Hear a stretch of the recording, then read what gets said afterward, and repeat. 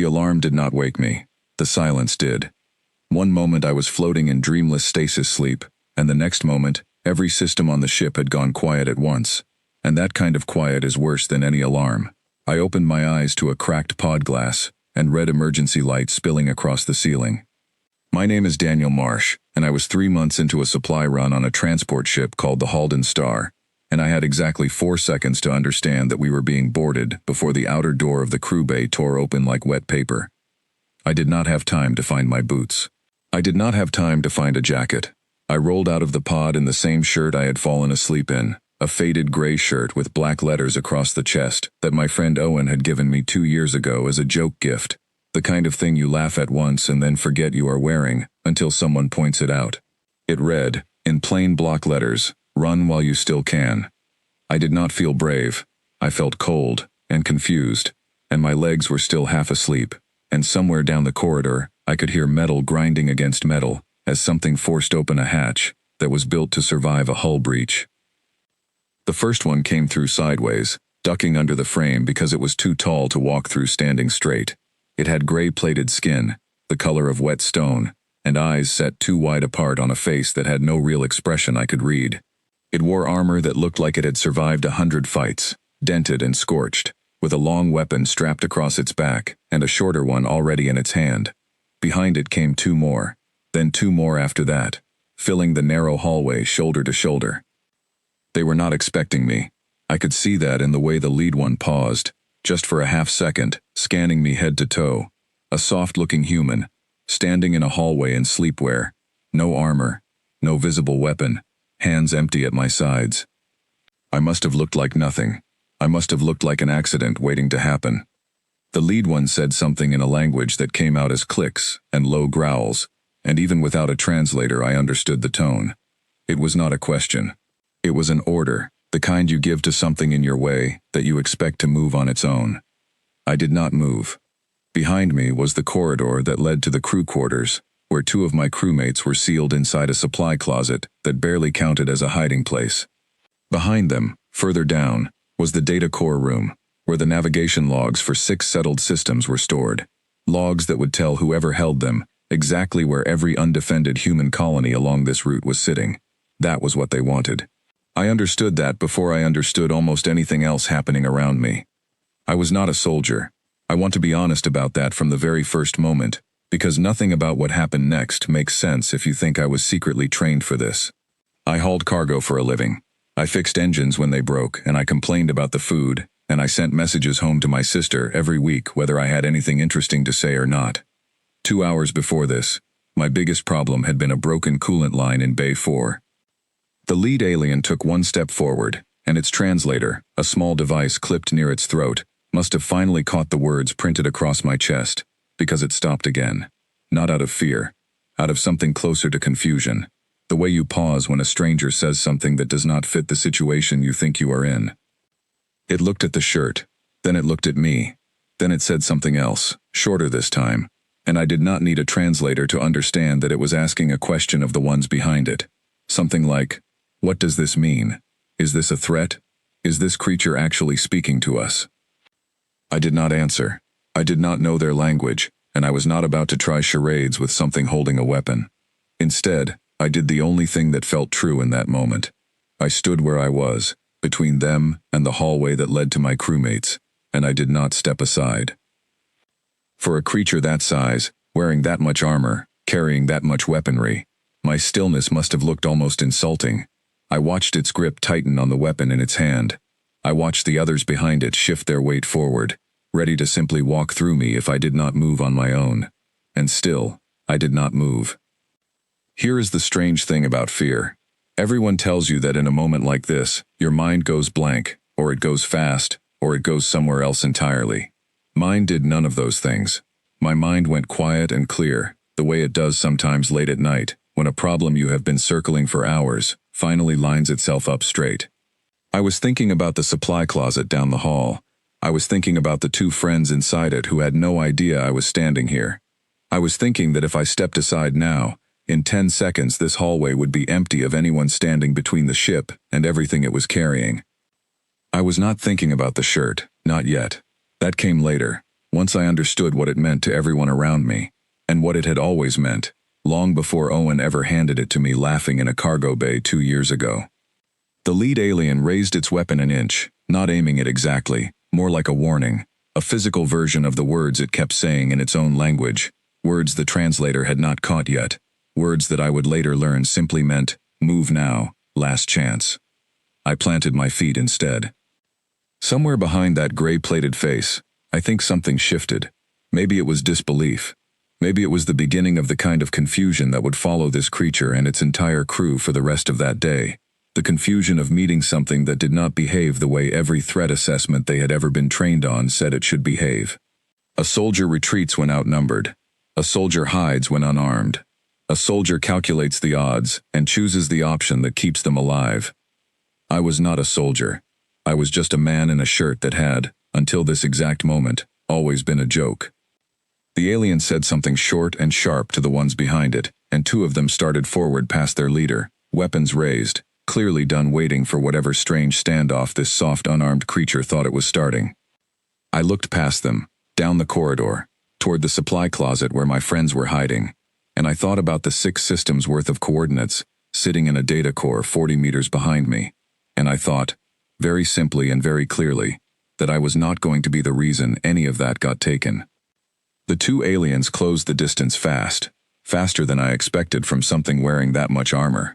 I had maybe half a second before the first one reached me, and in that half second, I did not think about fighting, because fighting was not a plan. Fighting was just the only thing left, once every other option had already run out. The corridor lights flickered once, red emergency light catching the letters across my chest, and somewhere behind that alien's translator, I imagined the words were still sitting there, freshly understood. Run while you still can, and none of them yet knew that I was not the one who needed to run. The first one reached for me, and the hallway, which had been perfectly still for one long stretched-out second, suddenly was not still anymore. I want to tell you I remember every detail of what happened in the next few moments, but the truth is it happened too fast for memory to work the normal way. I remember a hand closing around my arm, rough and cold even through the fabric of my sleeve. I remember twisting instead of pulling back, because pulling back was what it expected. I remember the narrow space of the corridor working in my favor for the first time, because there was no room for 4 of them to reach me all at once, only one at a time, funneled in single file by walls that had been built for cargo carts, not for a fight. I was not thinking about winning. I want to be clear about that.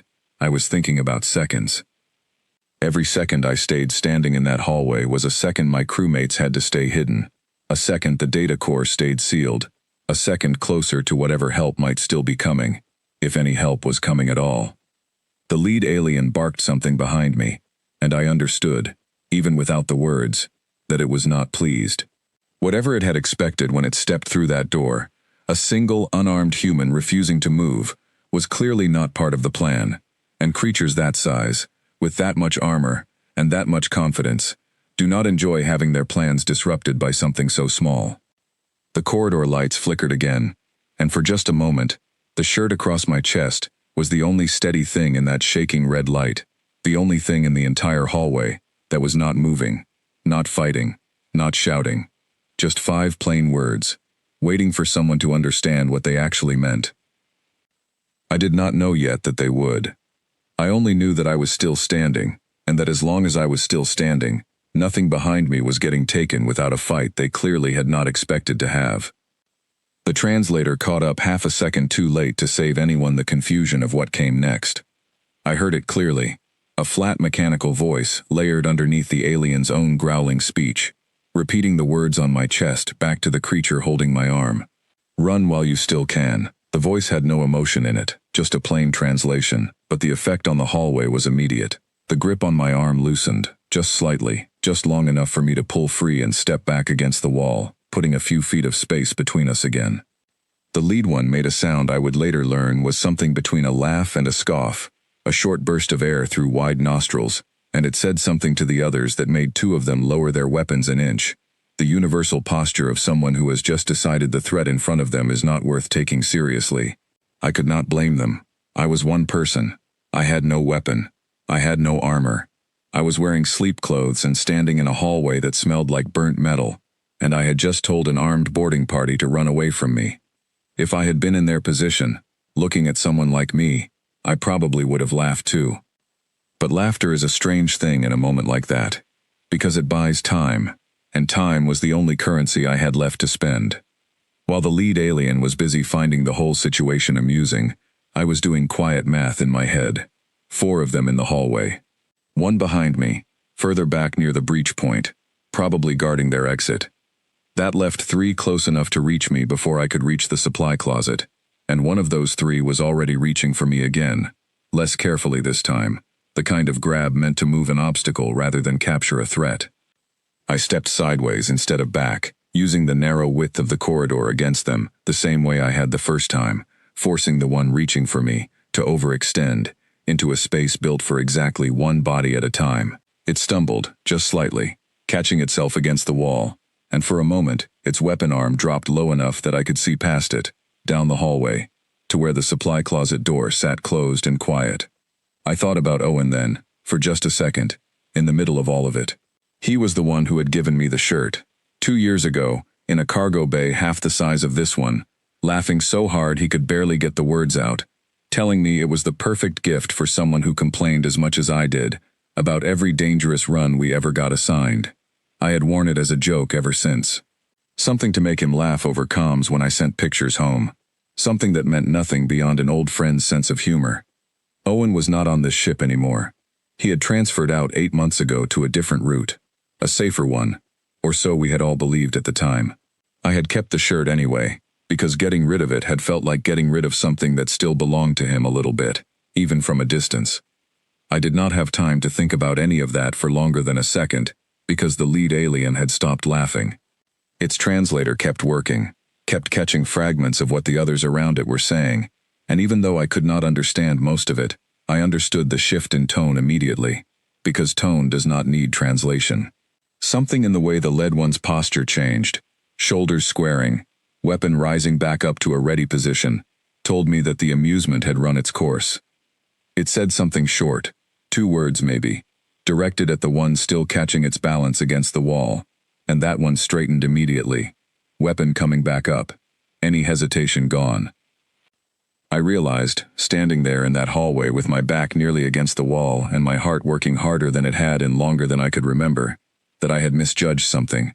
I had thought the shirt's message might have bought me a strange kind of confusion, a pause long enough to matter. And it had, for a moment. But confusion, in a creature like this, did not last. It burned off fast, replaced by something colder and more focused, because whatever had made them pause was now simply a puzzle to solve, rather than a warning to heed. The lead alien said something else, and this time the translator caught all of it, rendering the words into flat mechanical English that filled the narrow hallway. It said, "This one does not understand what it is standing in front of." I understood exactly what I was standing in front of. I had understood from the very first second the hatch tore open. What I did not understand yet, what none of us in that hallway understood yet, was what my presence there actually meant to creatures who had heard stories about my species long before any of them had ever met one of us in person. That understanding would come later. For now there was only the hallway, and the 4 of them closing in, and me with nothing but a shirt, and a decision I had already made, and was not about to unmake. The one nearest to me lunged, weapon swinging in an arc meant to knock me off my feet rather than seriously harm me. The kind of move you use on something you intend to subdue, rather than something you consider a real danger. I ducked under it, closer to the wall than I meant to get, and felt the weapon graze past close enough that the air moved against my shoulder. I was not fighting like anyone trained. I want to be honest about that, because there is nothing impressive about what I actually did in that hallway. I was not fast. I was not skilled. I did not know any of the disciplined movements that soldiers spend years learning. What I had instead was a very simple, very stubborn refusal to be moved, and a hallway narrow enough that their numbers meant less than they should have, and a growing, sharpening awareness that every second I remained standing was a second that mattered more than my own safety. I grabbed the arm that had just swung past me and used its own momentum against it, pulling instead of pushing, sending the alien stumbling forward past me into the space I had just vacated. It was not a technique. It was barely even a decision. It was just physics and desperation. and the particular kind of clarity that comes when you have already accepted that retreating is not an option you are willing to take. Behind me, I heard the lead one shout something, and this time the translator lagged behind the urgency in its voice, catching only fragments. Something about position, something about the others further down the ship. I understood, with a cold drop in my stomach, that they were not just here for the data core. They were spreading through the ship, and somewhere else. Other hallways were probably facing the same kind of breach this one was, with no one standing in the way at all. I could not think about that. I could only think about the space directly in front of me. The three aliens now regrouping after the one had stumbled past. The lead one watching from behind them, with something in its expression that I could not read, but that felt, for the first time, less like confidence, and more like recalculation. It said something quieter this time, almost to itself, and the translator caught only a broken piece of it. A designation. A word that meant nothing to me in the moment, but that I would hear again, later, spoken with far more weight behind it. It sounded like a name for something, though not a name for me specifically. A name for a kind of creature. A category. Something they had a word for already, before ever meeting me, built from stories passed down through their own ranks, about a species that did not behave the way threat assessments said it should. I did not know any of that yet.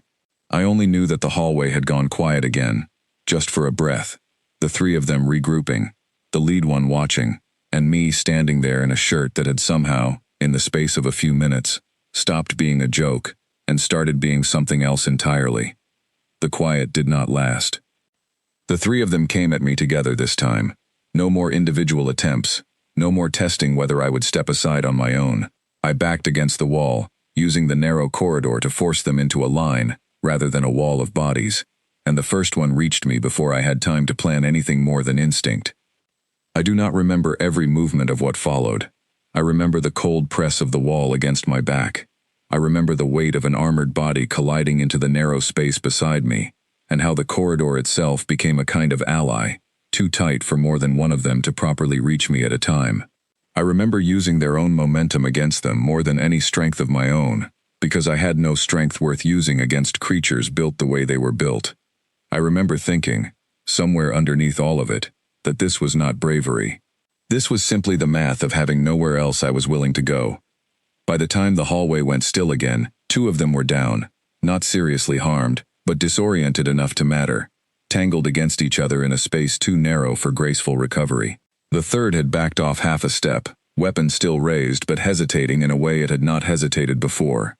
The lead one stepped forward past all three of them, and for the first time since the hatch had torn open, it looked at me the way you look at something you have badly misjudged.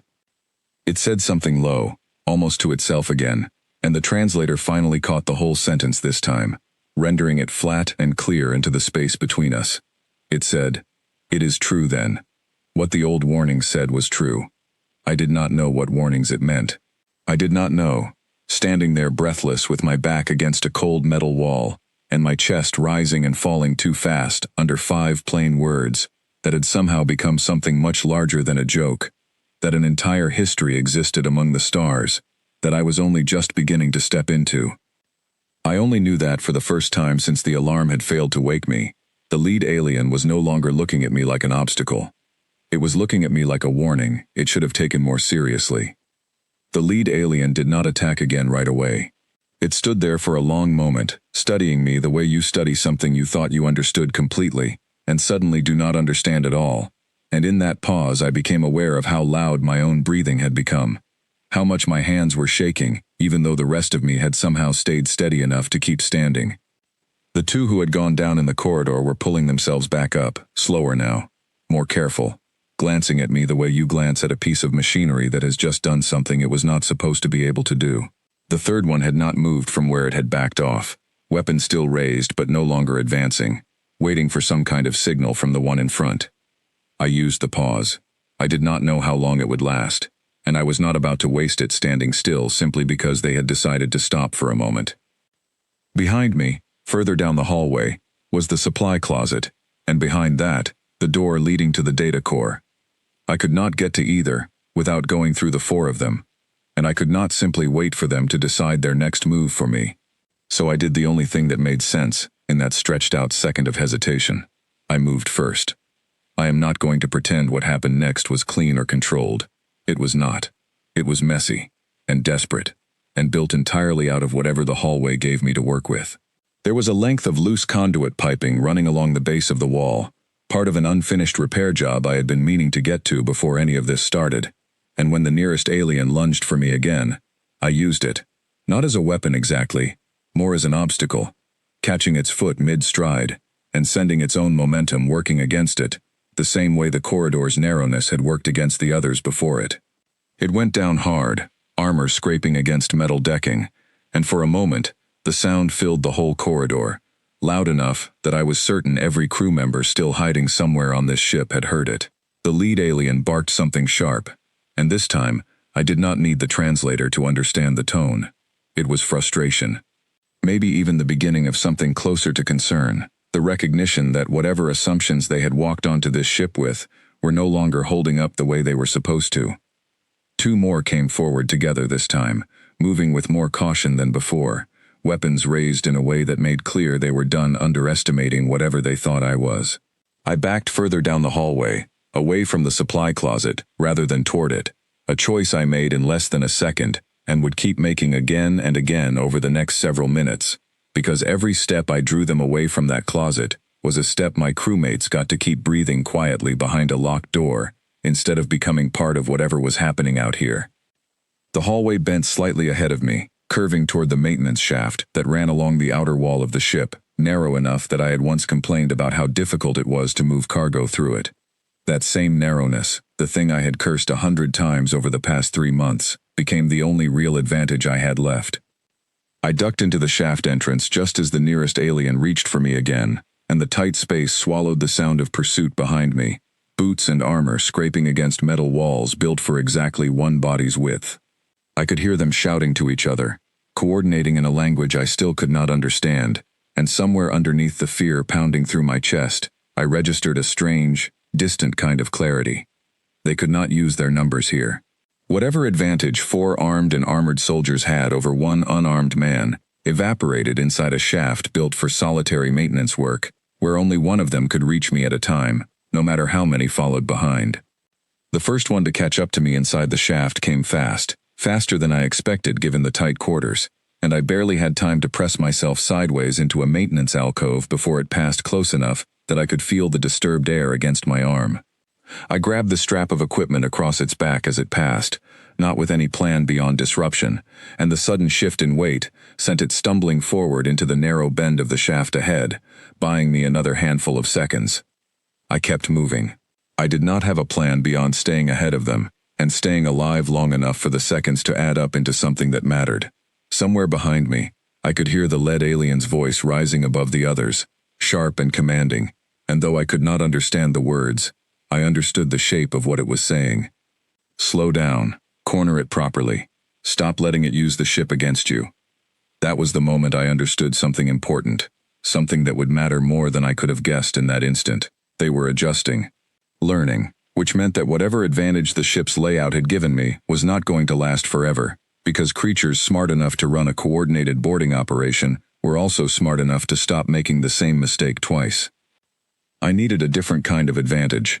I needed something they were not adjusting for, because their training, their tactics, all of it, was built around fighting things that fought back the way soldiers were trained to expect. I was not fighting like a soldier. I had never been one.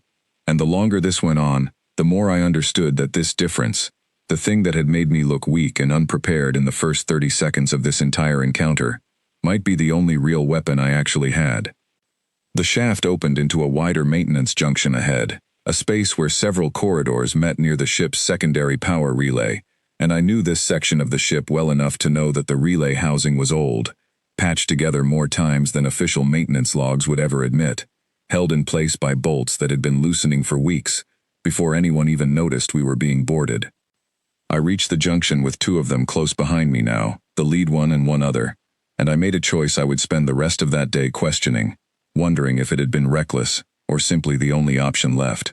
I grabbed the loose housing panel beside the relay and pulled, hard, using every bit of strength adrenaline had left in me, and the panel came free with a shower of sparks and a sound like tearing metal. It was not designed to hurt anyone. I want to be clear about that. It was designed to create chaos, disruption, enough noise and enough disturbance in a confined space to slow down two pursuers who were relying on clear sight lines and steady footing in a corridor that had neither anymore. The lights along that section flickered and died, plunging the junction into the same red emergency glow that had lit the crew bay when this had all started. And in that half-darkness, for just a moment, the lead alien lost track of exactly where I was standing. I used that moment. I moved past it, close enough to feel the heat radiating off its armor, and kept going, back toward the direction I actually needed to go, the direction that led not to the supply closet anymore, since I had drawn them well away from that now, but toward the data core room itself, because I had realized, somewhere in the middle of all this running and dodging and improvising, that simply staying alive was not enough. If I could not stop them from finding me, I could at least make sure that whatever they eventually caught up to, it would not be standing anywhere near the thing they had actually come here to take. The data core room had a manual lock, an old mechanical override installed years before automated security had made it mostly unnecessary, the kind of backup system nobody thought about until the primary systems failed the way ours had failed tonight. I reached the door with my lungs burning and my legs shaking under me, and I twisted the manual lock into place, just as the lead alien rounded the corner behind me. It stopped. Not because the locked door stopped it, a door like that would not hold against determined effort for more than a few minutes, but because it saw me standing in front of it rather than trying to run further. And something about that, something about a creature choosing to stand its ground in front of a door instead of continuing to flee, seemed to genuinely surprise it all over again.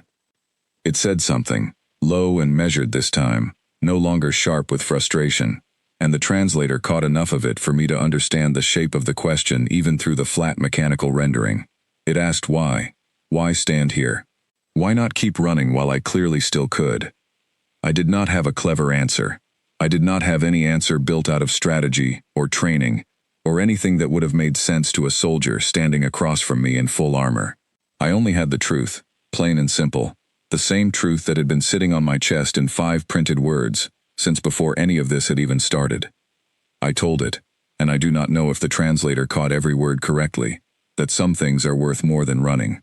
That the 2 people down that hallway and everything sealed behind this door were not things I was willing to let go of, just because staying meant it might cost me something. The lead alien was quiet for a long moment after that. Behind it, the second one caught up, weapon still raised but uncertain now, in a way that mirrored its leader's own hesitation. Somewhere further back, I could hear the other 2 recovering, their footsteps slow and cautious, no longer confident in the way they had been when this hallway had first been theirs to walk through unopposed. The lead alien said something to the others, quieter than before, and though I could not understand the words, I understood, in the small shift of posture that followed, that whatever confidence they had walked onto this ship with had been replaced by something far more careful. It raised its weapon again, but slower this time, and I understood, standing there, with my back against a locked door and nothing but a torn shirt and empty hands to meet it with, that whatever this had become, it was no longer simply about a data core, or a hallway, or a boarding party doing its job. It had become something they needed to finish, one way or another, because leaving now, after everything that had already happened, was no longer a choice any of them seemed willing to make. I planted my feet one more time, the way I had at the very beginning of all this, and waited for whatever was coming next. What stopped the lead alien from closing the final distance between us was not me. I want to be honest about that, because I have thought about this moment many times since, and I know how easy it would be to make it sound like something it was not. What stopped it was a voice, sudden and sharp, crackling through a communicator device clipped to its shoulder, speaking fast in the same language I still could not understand, and whatever it said made the alien go completely still. It lowered its weapon, not out of mercy, but because something on the other end of that communication had clearly demanded its full attention. The other 3 behind it exchanged glances, or whatever the equivalent of an exchanged glance looked like on faces built so differently from my own, and I watched confusion ripple through all of them at once. The lead one responded into the communicator, short clipped words, and then went quiet again, listening. I did not move from where I stood in front of the locked data core door. I did not know what was happening, and moving felt like the fastest way to turn whatever pause this was into something that ended badly for me. When the lead alien finally lowered the communicator, it looked at me differently than it had even a minute before. Something in its posture had changed, some tension gone out of the way it held its weapon, replaced by something that looked, as strange as it felt to notice this in a creature with an unreadable face, almost like unease. It said something to the translator directly this time, slow enough that the device could keep pace with it, and the flat mechanical voice filled the space between us with words I will remember for the rest of my life. It said, "Command has confirmed the pattern. The words on your covering, they match old recordings. Distress logs recovered from previous encounters with your kind, logs kept by our people as warnings, passed down through generations of those who dealt with your species before any of us were born." I did not understand at first. I asked, my voice rougher than I expected it to sound, what pattern it meant. The lead alien was quiet for a moment, and when it spoke again, the translator carried something in its tone that even flat mechanical rendering could not fully strip away. It said that the words I wore were not a threat, not the way they had assumed at first. They were something closer to mercy, a warning given before a situation grew far worse than it needed to be, spoken not out of cruelty, but out of something almost like courtesy, a chance offered to those who still had the option to leave, before circumstances made leaving impossible. It told me that in the old recordings, in the distress logs, and half-translated wreckage reports passed down through generations of warnings, this phrase appeared again and again, spoken or written by humans in situations very much like this one, not as a boast, not as a challenge, as a genuine offer, extended even in the middle of conflict, even from creatures who had every reason not to extend anything at all. I stood there in that hallway, breathless, exhausted, my shirt torn at one shoulder from the earlier scuffle in the maintenance shaft, and I understood, for the first time, what I had actually been wearing this entire time, without ever fully realizing it. Owen had given me this shirt as a joke, and somewhere in the vast unknown space between our species and whatever these creatures had encountered before, that same joke had become something else entirely, a piece of history repeating itself in a hallway neither of us had ever expected to stand in. The lead alien said something further, quieter now, almost hesitant, and the translator rendered it carefully. It asked whether the warning still applied, whether there was still time for them to take it. I looked past it, down the corridor toward the supply closet where my crewmates were still sealed away, still safe as far as I knew, and toward the locked door at my back holding 6 systems worth of coordinates that would have meant devastation for communities that had never done anything to deserve what this boarding party had planned to bring them.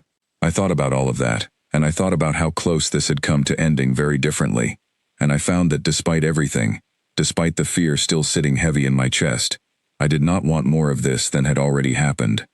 I told it yes, that there was still time, that leaving now meant leaving with nothing worse than what had already occurred, and that this offer, unlike most offers made in the heat of conflict, was one I meant sincerely. The lead alien studied me for a long moment, and something passed across its expression that I could not fully read, but that felt, as strange as it sounds, almost like respect. It said something to the others, sharp and final, an order this time rather than a question, and I watched all 3 of them lower their weapons fully, stepping back from the door, from me, from the whole hallway that had nearly cost all of us far more than any of us had walked in expecting to pay. They retreated the way they had come, back through the breached hatch, back through the corridor now littered with scorch marks and torn conduit, and the evidence of everything that had happened over the past several minutes. The lead alien paused once more at the threshold of the hatch, looking back at me one final time. It said something short, and the translator, working from a distance now, caught only fragments, enough for me to understand the shape of it, even if not every precise word. Something about honoring the warning, something about remembering it, carrying the memory of it back to wherever they answered to, a story to add to all the others already circulating about a species that did not behave the way threat assessments said it should. Then it was gone, the hatch sealing shut behind the last of them, and the ship's systems, silent since the very first moment of the breach, slowly began flickering back to life around me, lights steadying, the low hum of power returning to systems that had gone dark the moment the alarm failed to properly wake me. I stood there for a long time after they left, longer than I probably needed to, my back against the locked data core door, my legs finally giving out from underneath me, until I was simply sitting on the cold metal floor of a corridor that had nearly become something none of us would have walked away from.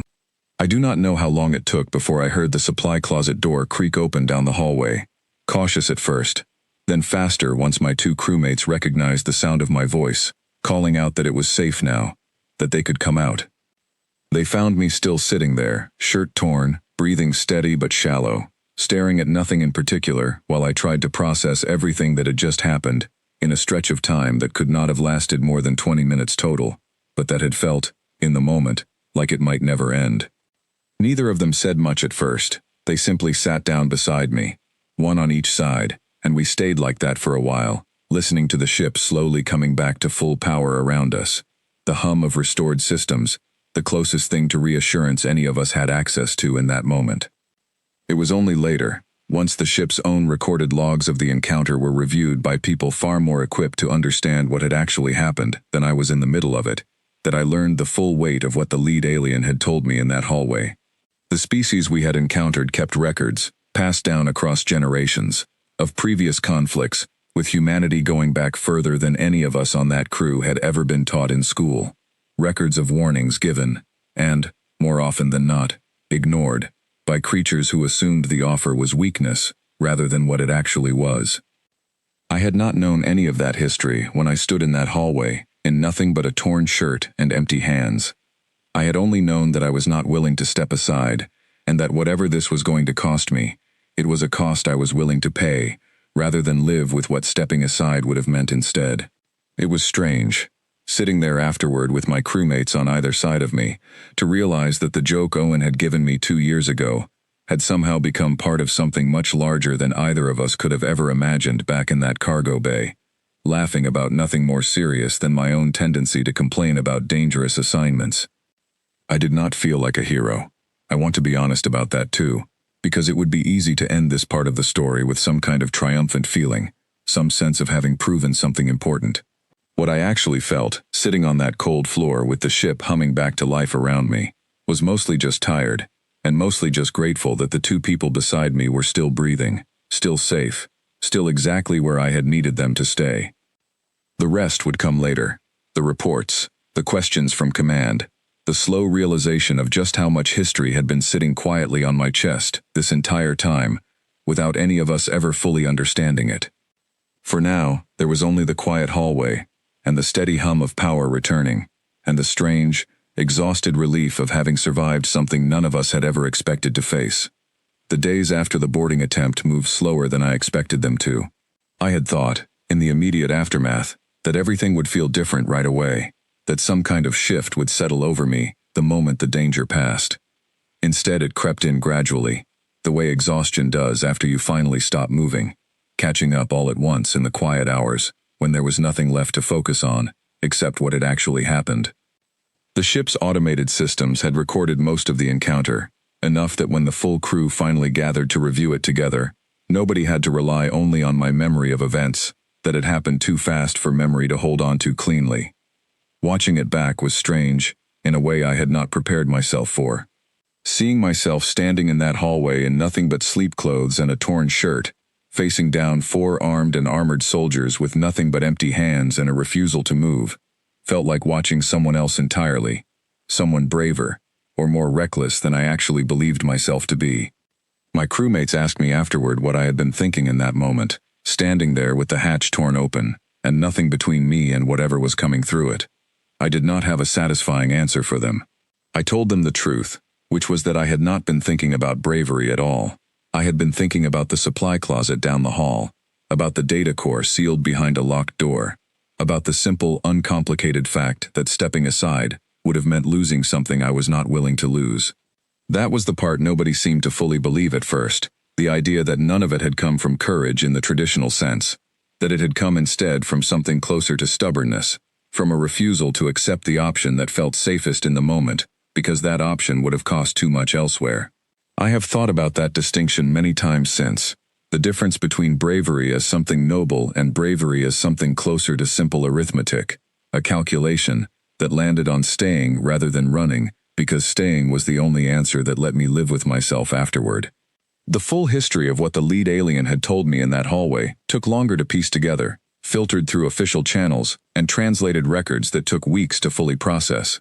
What emerged, slowly, was a picture far larger than anything I had understood standing in that corridor with my back against a locked door. The species we had encountered, and others connected to them across a wider network of contact and conflict, had been recording encounters with humanity for longer than any of us on that crew had ever learned about in our own histories.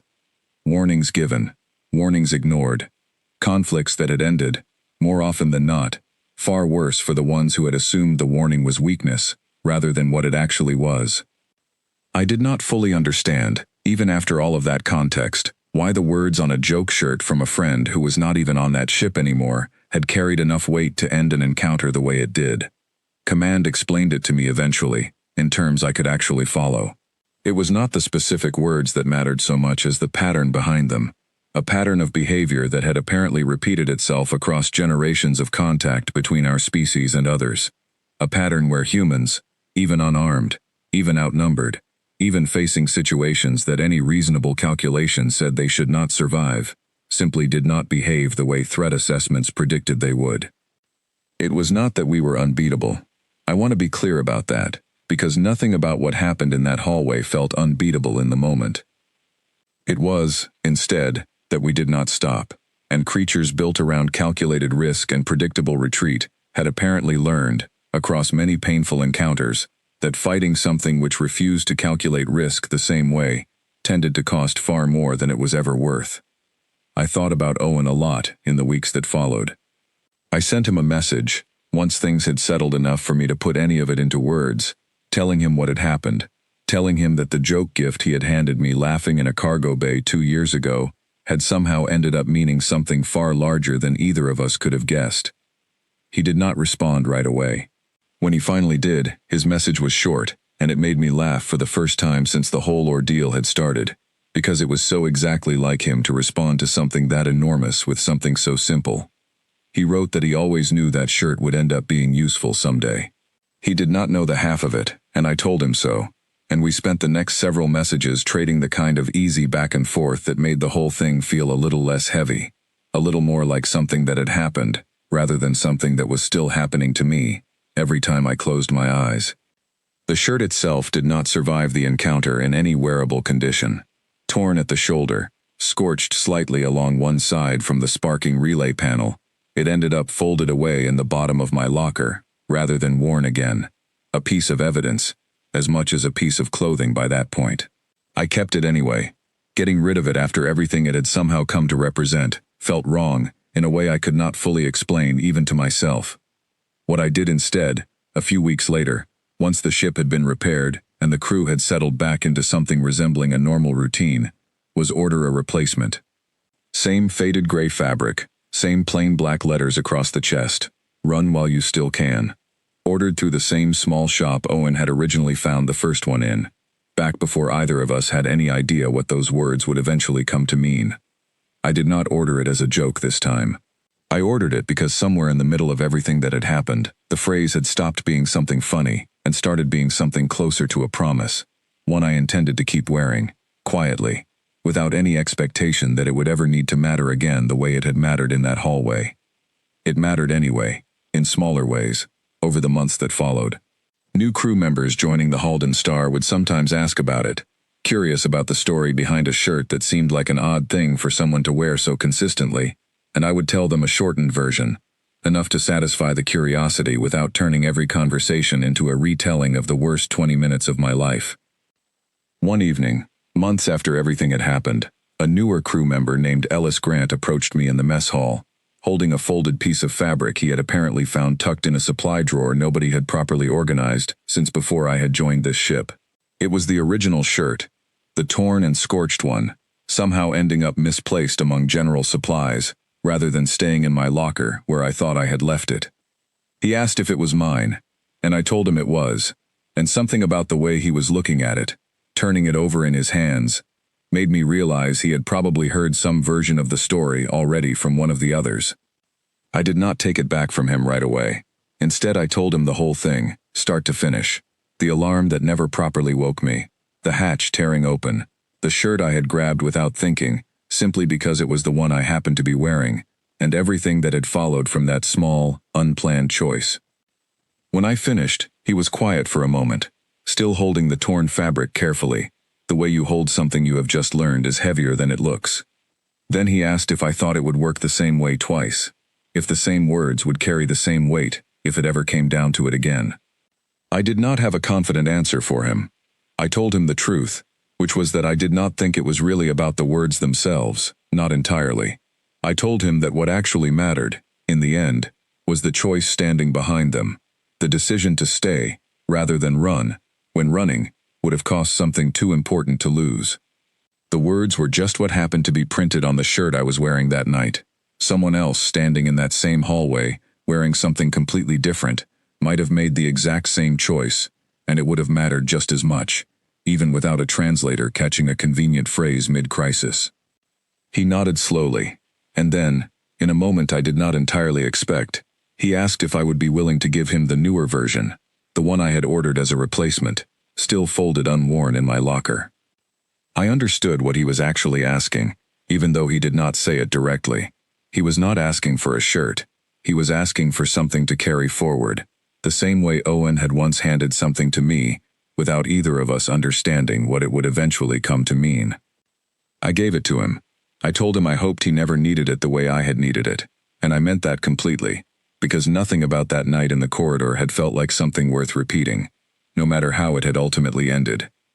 He wore it a few times after that, mostly around the ship, during quiet shifts, and eventually, it became something less remarked upon, just another piece of clothing among many, the story behind it fading into the ordinary rhythm of everyday life aboard a working cargo vessel. I kept the original, torn and scorched, folded away where I could find it, if I ever needed to look at it again. I did not need to look at it often, but knowing it was there, a quiet reminder of the 20 minutes that had changed how an entire species of strangers understood the people I came from, was enough. I think about that hallway sometimes, late at night when the ship is quiet, and the emergency lights are dark, and everything is exactly as ordinary as it is supposed to be. I think about how close it came to ending differently, how easily it could have, if I had made a different choice in those first few seconds after the alarm failed to wake me properly. I do not think of myself as brave, even now, even after everything. I think of myself as someone who happened to be standing in the right hallway, wearing the right shirt, at the moment when staying mattered more than running ever could have. That is not a heroic story. It is simply a true one, and somewhere out among the stars, in records I will never personally see, it has apparently become part of a much larger history, one small entry in a long list of warnings that generations of strangers have learned, slowly and painfully, to take seriously. I hope they keep taking it seriously. I hope nobody else ever has to stand in a hallway like that one, wearing nothing but empty hands, and whatever happens to be printed across their chest, deciding in half a second whether staying is worth whatever it might cost. But if they ever do, I hope they understand what I did not fully understand until it was already over, that the choice to stay was never really about the shirt at all. It was only ever about what was standing behind you, and whether you were willing to let it go. I was not. I am still not. And somewhere in a locker on a cargo ship still running the same routes it always has, a torn and scorched shirt sits folded quietly, waiting for nothing in particular, simply a reminder that some warnings are worth giving, even when giving them costs everything you have to offer.